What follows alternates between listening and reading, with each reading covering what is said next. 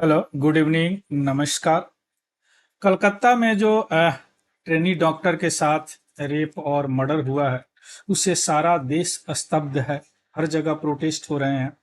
उसी बीच में central government ने सारे गवर्नमेंट हॉस्पिटल को यह एक मेमो जारी किया है कि वह अपने हॉस्पिटल में किसी भी तरह के वायलेंस के लिए इंस्टीट्यूशनल एफआईआर यानी संस्थागत FIR means first information report 6 hour के अंदर यानी 6 घंटे के अंदर फाइल करें, है ना।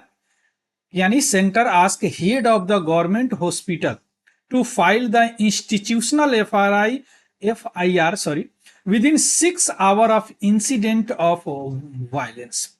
अब हम यहाँ पे यह समझने का प्रयास करेंगे सबसे पहले कि क्या है इंस्टीट्यूशनल एफआईआर सबसे पहले, और दूसरी बात कि इसकी जरूरत क्यों पड़ी। क्या अभी जो एग्जिस्टिंग सिस्टम है हमारे पास, क्या इस इंस्टीट्यूशनल एफआईआर होता था। दूसरी बात देखेंगे कि जो वायलेंस हो रहा है against the health worker, violence against the health worker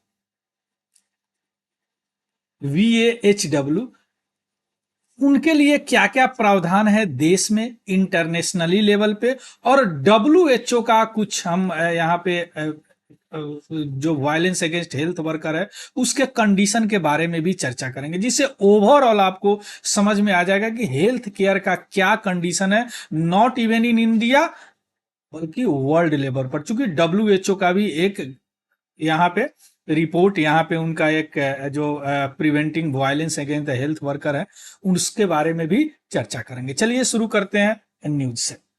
16 अगस्त 16 अगस्त को the centre ask all government hospital in the country, देश के सारे गवर्नमेंट हॉस्पिटल को इन्होंने मेमो जारी करके बोला है कि आप इंस्टीट्यूशनल एफआईआर दायर करें, यानी संस्थागत एफआईआर विद इन 6 आवर, 6 घंटे के अंदर में। अगर कोई इंसिडेंट ऑफ वायलेंस होता है against on duty health care worker, यानी इसमें डॉक्टर भी आ जाते हैं, ट्रेनी भी आ जाते हैं, नर्सेज भी आ जाते हैं और पैरामेडिकल भी आ जाते हैं।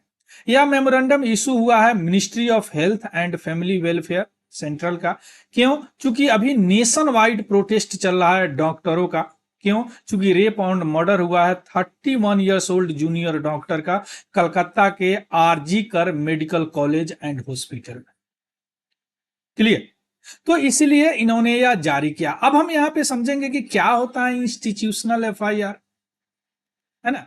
यानी संस्थागत एफआईआर फर्स्ट इंफॉर्मेशन रिपोर्ट क्या होता है।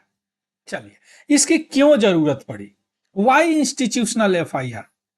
देखिए, जो डॉक्टर होते हैं ट्रेनिंग होते हैं, कई डॉक्टर रेसिडेंट डॉक्टर होते हैं, तो उनका शुरू से ही डिमांड था, बड़ा बहुत दिनों से यह डिमांड था कि कई ऐसे इंसिडेंट हो जाते हैं और उनका कोई रिपोर्ट फाइल नहीं होता है, जबकि एग्जिस्टिंग मैकेनिज्म है इस तरह का फाइल करने का।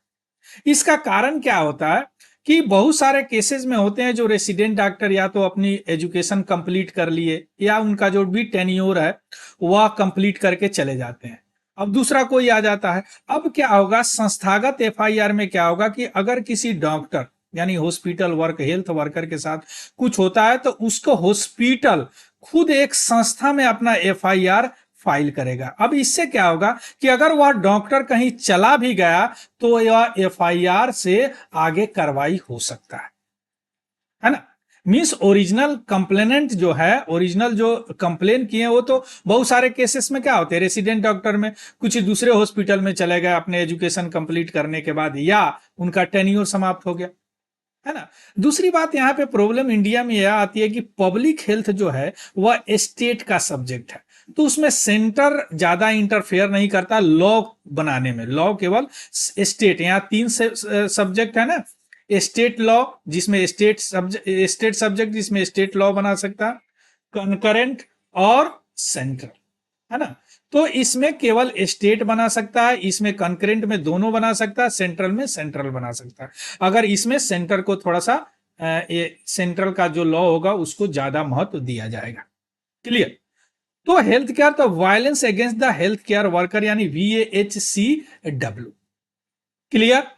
अब हम आते हैं, थोड़ा सा देखते हैं कि जो हमारे डॉक्टर हैं, हॉस्पिटल के डॉक्टर हैं, यह ज्यादा क्लियर कब होगा जब WHO वाला हम अभी डिस्कस करते हैं, उसके वेबसाइट से मैंने उठाया आप लोग को डिस्कस करने के लिए। तो डॉक्टर ऑल्सो डिमांडिंग, वो ऑल्सो डिमांड कर रहे हैं एक सेंट्रल प्रोटेक्शन एक्ट का, यानी एक सेंट्रल बनाए जो पूरे देश के सभी हॉस्पिटल पे लागू हो। अगर किसी तरह का वायलेंस होता है मेडिकल पर्सनल के कारण, जो भी मेडिकल स्टाफ है जो ड्यूटी पे है। हालांकि ड्राफ्ट बना 2019 में, ड्राफ्ट बना, और इसलिए ड्राफ्ट बना कि सेम इसी तरह का आउटरीच हुआ था कलकत्ता में डॉक्टरों का, चूंकि उस समय भी एसल्ट डॉक्टर को किया गया था, और उसमें प्रपोज किया गया था कि 10 साल तक सजा हो सकता है और 10 लाख तक फाइन हो सकता है अगर किसी तरह का हिंसा किसी डॉक्टर के साथ होता है, violence against doctor on duty, वह ड्यूटी करते हुए। उसके बाद में पैंडेमिक आ गया। पैंडेमिक में सेंट्रल गवर्नमेंट ने एक ऑर्डिनेंस पारित किया, है ना, जो उस समय जो एपिडेमिक डिजीज एक्ट था, यानी कोरोना वगैरह आया था, उस समय भी हेल्थ केयर पर्सनल के साथ वायलेंस वगैरह होता था। तो उस समय उन्होंने यह ऑर्डिनेंस पारित किया जिसमें violence again health care personal वह कॉग्निजेबल और नॉन अवेलेबल ऑफेंस बनाया गया, यानी इसमें बेल नहीं मिल सकता है ना। इसके अलावा 7 साल तक सजा है और 5 लाख तक फाइन है, अभी भी है यार। क्लियर? तो ये हो गया सेंट्रल प्रोटेक्शन एक्ट की बात। अब हम आते हैं जो शुरू में बताया है कि WHO यानी वर्ल्ड हेल्थ ऑर्गेनाइजेशन का जो वायलेंस अगेंस्ट हेल्थ वर्कर है, उसके बारे में इनका क्या रिपोर्ट है, क्या इन्होंने एनालिसिस किया है, वो थोड़ा सा देखिए। Current status of the violence against health care worker. देखिए, दुनिया में सबसे ज्यादा वायलेंस में हाई रिस्क में कौन है? हेल्थ वर्कर ही है। नॉट इवन इन इंडिया, पूरे दुनिया में। WHO का रिपोर्ट, अभी आप देखें रिपोर्ट है ना, इसी से मैं यह उठाया हूं। और इसमें बताया गया कि 8 से 38% हेल्थ वर्कर जो भी है, इंक्लूडिंग डॉक्टर, नर्सेज, पैरामेडिकल, वह फिजिकल वायलेंस तो करियर में अपना फेस करते ही करते हैं हॉस्पिटल में। और कुछ लोग तो वर्बल एग्रेशन, यानी उनको गाली ओली भी दिया जाता है। और सबसे ज्यादा उनको वायलेंस कहां से मिलता है? पेशेंट और विजिटर से। एंड पेशेंट गए, किसी कारण बस पेशेंट की मृत्यु हो गई, अब यह नहीं समझेंगे कि क्यों हुआ नहीं हुआ, वो गाली वगैरह देने लगेंगे, कई बार मारपीट डॉक्टर से करने। लेकिन उसका सबसे भुक्तभोगी कौन होता है? हेल्थ वर्कर होता है ना। जैसे नर्सेज हो गए, अदर स्टाफ हो गए जो डायरेक्टली इन्वॉल्व होते हैं पेशेंट केयर के, या इमरजेंसी रूम स्टाफ हो गए, पारा मेडिकल्स हो गए। डॉक्टर तो आते हैं 5 मिनट में देख के निकल जाते हैं। तो इस तरह इनको 8 से 38% हेल्थ वर्कर जो है, और इंडिया में तो कुछ ज्यादा ही है। इसके अलावा कोई डिजास्टर होती है, किसी तरह का नेचुरल डिजास्टर हो गया, जैसे अभी लैंडस्लाइड हुआ केरला में, या कोई कन्फ्लिक्ट सिचुएशन आ गया जैसे अभी हमास इजराइल हो रहा, तो वहां भी हेल्थ वर्कर की जरूरत होता है।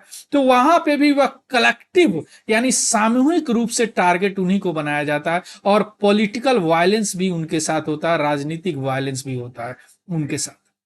यह WHO का करंट स्टेटस बता रहे हैं violence against the health care worker. अब सोचिए, इस तरह का यह प्रोफेशन जो एक बड़ा इथिकल प्रोफेशन माना जाता है, अब वहां पे यह स्थिति है अभी हेल्थ वर्कर का।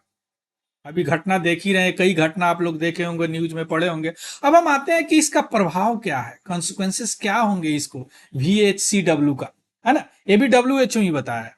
इसका सबसे निगेटिव इंपैक्ट क्या होता? साइकोलॉजिकली, मनोवैज्ञानिक। अब देखिए, मान लीजिए कि इस बिटिया के साथ ऐसा हुआ कलकत्ता में, अब सारे गार्जियन डरे हुए हैं। अब वो कई गार्जियन तो मेडिकल पढ़ने ही नहीं देंगे, है ना। इसके अलावा physical well being of health worker, इसके अलावा अभी जो बताएं जॉब मोटिवेशन भी नहीं होगा। क्यों डॉक्टर बनेगा जो इस तरह की घटनाएं बराबर हो रहा है? इसके अलावा वायलेंस इस तरह डॉक्टर के साथ होना तो क्या होगा? जो केयर है वो क्वालिटी कंप्रोमाइज हो जाएगा, वह ज्यादा ध्यान ही नहीं देंगे। इसके अलावा हेल्थ केयर प्रोविजन जो होगा रिस्क पे आएगा, लोग बीमार पड़ेगा तो जाएगा कहां? इससे क्या होगा? हेल्थ सेक्टर में बहुत बड़ा फाइनेंशियल लॉस होगा, इमेंस फाइनेंशियल लॉस। इसीलिए सेंट्रल ने या हमारे जो मिनिस्ट्री है, हेल्थ मिनिस्ट्री ने इस तरह का मेमो रिलीज किया, मेमोरेंडम रिलीज किया, गाइडलाइन रिलीज किया स्टेट गवर्नमेंट सारे गवर्नमेंट हॉस्पिटल को कि भाई आप 6 घंटे के अंदर उस हॉस्पिटल में एफआईआर दायर कीजिए, first information rate, that is called the institutional FIR. Clear. अब हम थोड़ा सा बात करते हैं हमारे यहां क्या क्या इनिशिएटिव है। एक तो मैं बता चुका हूं आपको, prevention of violence against health care professional and clinical establishment bill 2022।